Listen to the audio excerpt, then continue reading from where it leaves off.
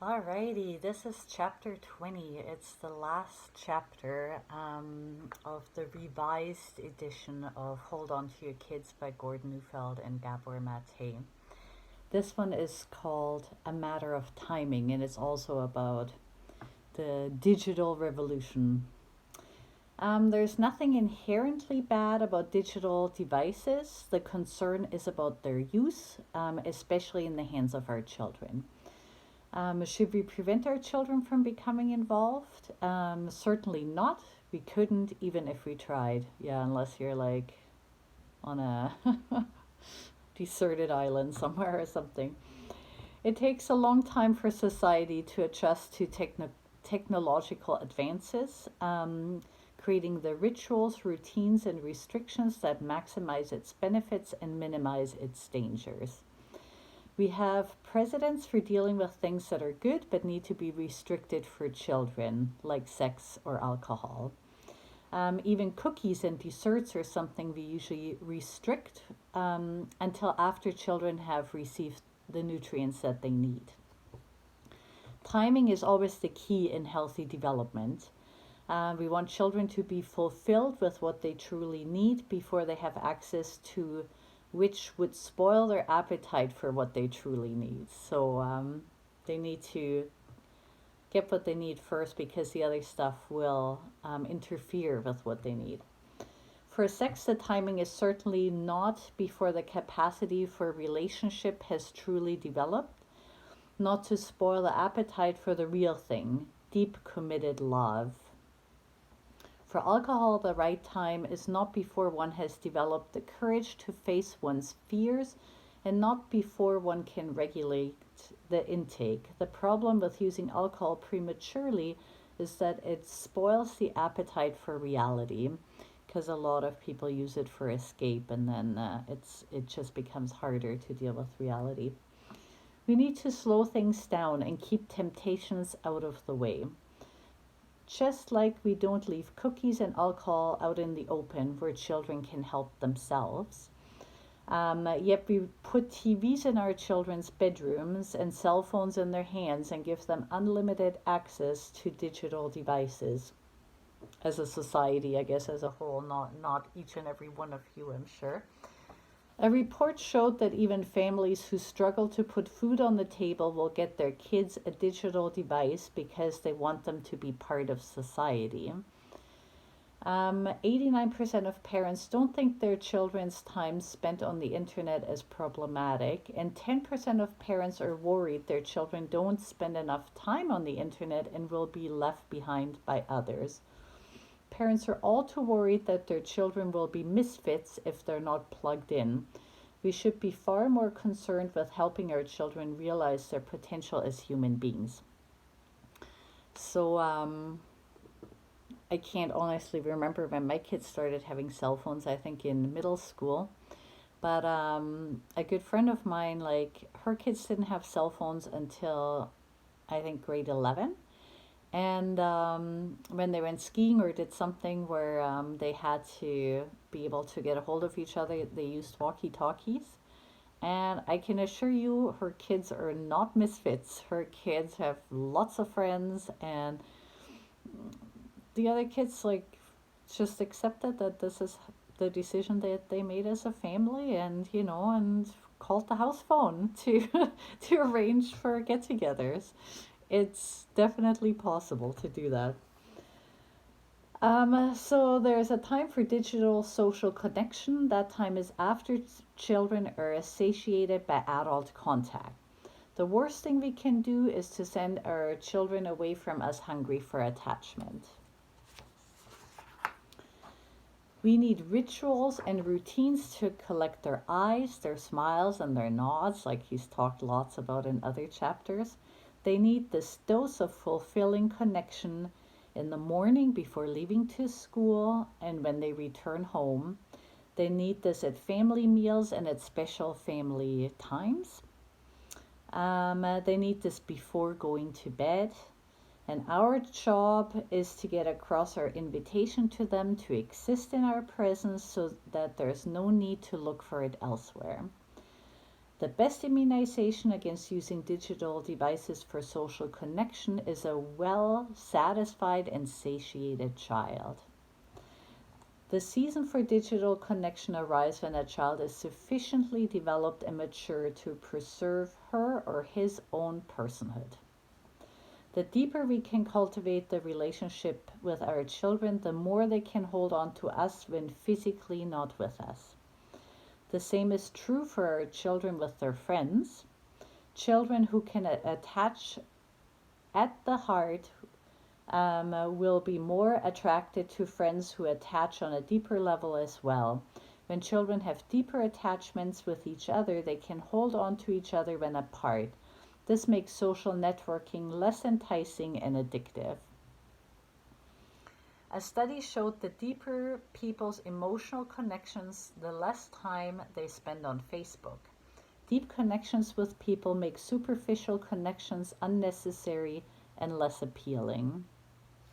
So by far the best prevention for an obsessive preoccupation with digital intimacy is healthy relational development. There is no shortcut to individuation. The adolescents who want to be themselves can truly hold on to themselves when in the company of their peers do not need social networking to function. The less children need social networking, the less likely they will be damaged by it. But to get adolescents to this place in development, we first need to hold on to them. To promote independence, we need to invite dependence. And you remember from the previous chapter how he means that by dependence, just dependence on us to take care of them, not to necessarily micromanage their lives or anything, but to be there to love them and to invite them to be in our presence and all of that stuff that he talks about all the time, to make those connections, to for them to know that our relationship is secure and that they don't have to have that attachment hunger and look for it elsewhere. So suggestions for controlling digital access in the meantime until they're mature enough to handle it. It is best to start early with this if you can, to have some structures in place. The best timing for allowing digital mediated connection is after times of warm, fulfilling connection. One shouldn't simply restrict without truly answering the underlying need. To protect these times of fulfilling connection, we need to create digital-free zones in our homes and in our schedules. Meal times, family times, evenings, and bedtimes are the most important to keep free of digital activities, both to create the space to provide the connection our children really need and to slow down the obsession. It also helps with sleep if you get off the screen a few hours before bedtime, even for us as adults. When working with older children, it is important to bring them out on side with good intentions to honor the limits and structures we have created and believe are best for them. With older kids, we got to try to get them to buy into it because we're not around them all the time. We can't control what they do. They're with friends, they're at school. There is plenty of opportunities for them to be on digital devices. So if we can get them to believe what we believe about, restricting it, not going totally overboard with it, then it'll make life easier. So attempts to bring them on side should be done when the parent-child relationship is best and the influence is greatest, not in the midst of frustration and trouble. So, if they've been playing for a long time and you go storming in there freaking out, saying like, that's enough of that now, I want you to agree to only play this much a day now, blah, blah, blah. That might not work. Try to do that when you're both calm and, at a good time. If the parent effectively evokes the child's good intentions, then the problem is not that serious, at least not yet. If the child can't make good on his or her intentions or is sneaky about the issue, then the problem lies deeper in the relationship between parent and child and must be addressed. Such attachment addiction tells us that the child is out of control and needs our help, not more yelling. Only as we fulfill their attachment hunger can their cravings for digital connection diminish. And I've found lots of times a good way to go outside with them because kids actually usually enjoy that more than being inside in front of a screen. Alrighty, when should video games be introduced to children? There is some evidence that video games have a positive effect on specific cognitive motor skills, but they might have happened anyway as a result of normal development, Gordon Neufeld says. So yeah, sometimes you hear that there are positive things, and there very well might be. Everything, I guess, has some pros and cons, but to let it get out of control is the issue with it. There is no evidence of increased brain power, however, plenty of concerns regarding the physiological side effects on sleep cycles, eyesight development, and physical development. Games have always been important for development, but it's games that exercise the body, that lead to mastery of skills, games that link the generations, games that promote cooperation. Games can also help children develop resilience when facing the experiences of losing, loss, and lack. Life is full of setbacks, and games give children a chance to adapt to such experiences one step removed. So playing games is super important, but video games are not always like traditional games, right? So in a video game, there's no losing that cannot be overcome, no failure that cannot be undone, therefore no learning and no adaptation. Instead, the child is on the next round, the next level, the next challenge right away. Video games, despite their name and the fact that they're played, do not count in our brains as play. An activity is genuine play when it's not outcome based. In true play, the fun is in the activity, not in the end result. True play is for play's sake, not for winning or scoring. Some video games count, but not many.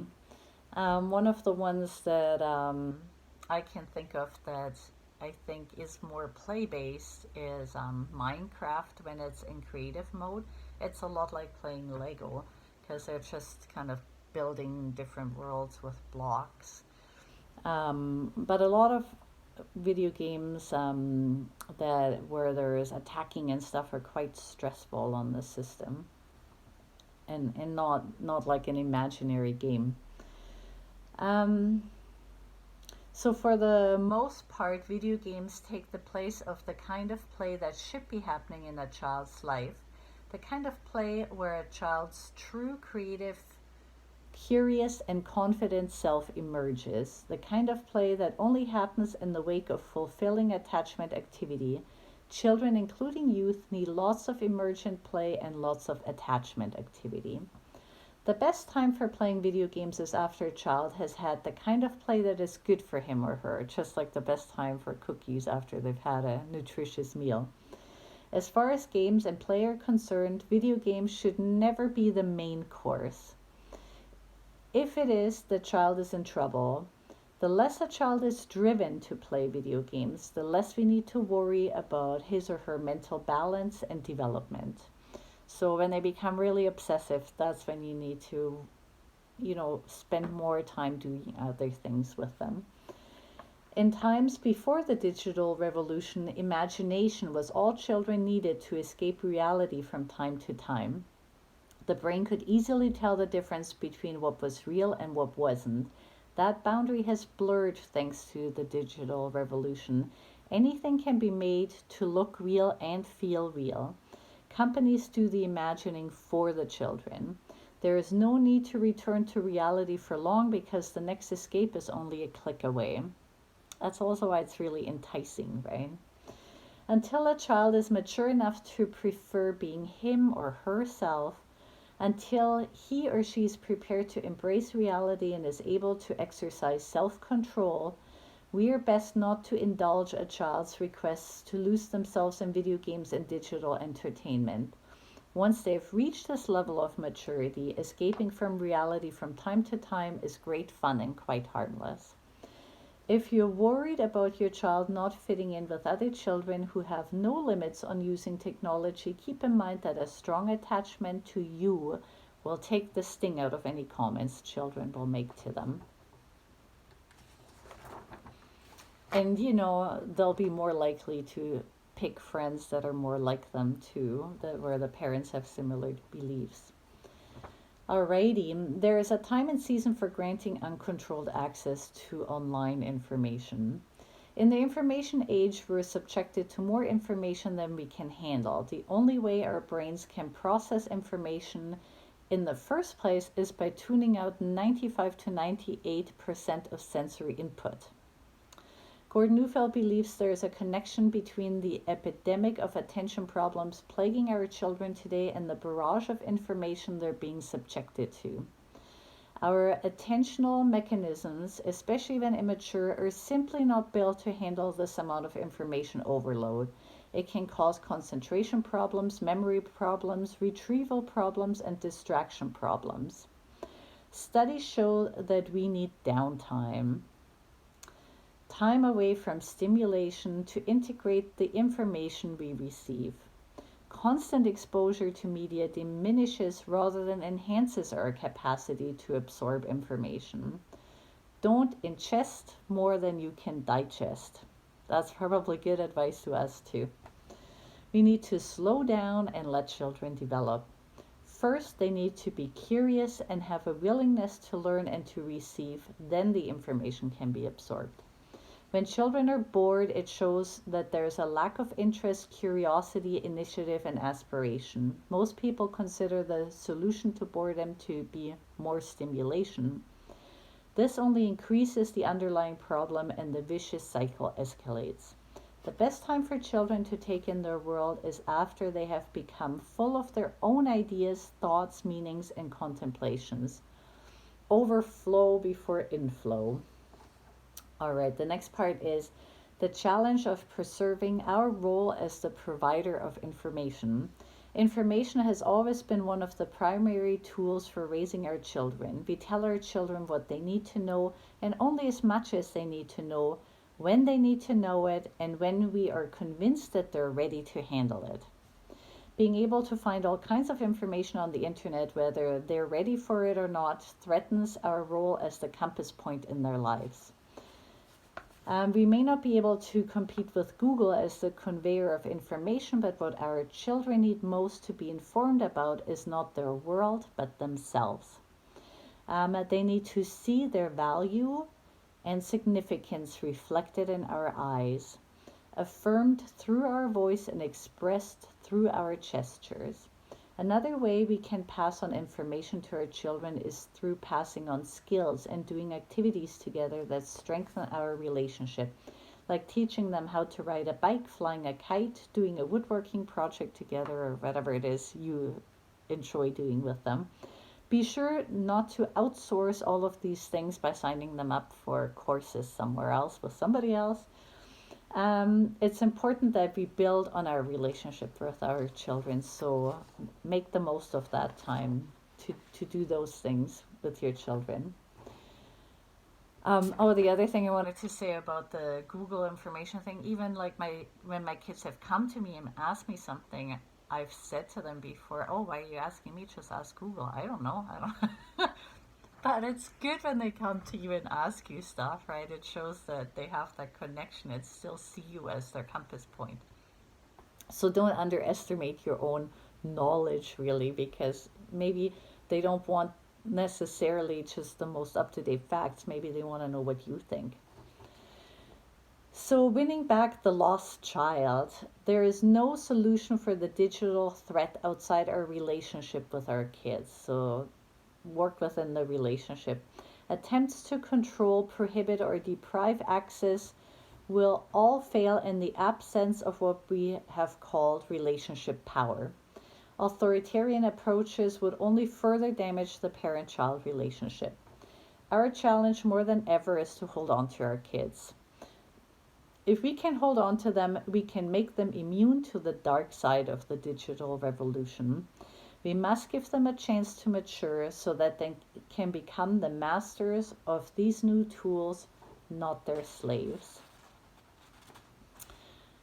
Okay, that's it. That's the end of the book, and I hope we stay connected. If there's anything that ever comes up, whether you were part of this book club in person or you just listen to the videos online, if there's ever something that comes up in parenting where you feel kind of stumped, where you feel like, oh, I want to talk to somebody about that, feel free to contact me, and we'll try to find a solution that works with your beliefs. Alrighty. Thanks for joining.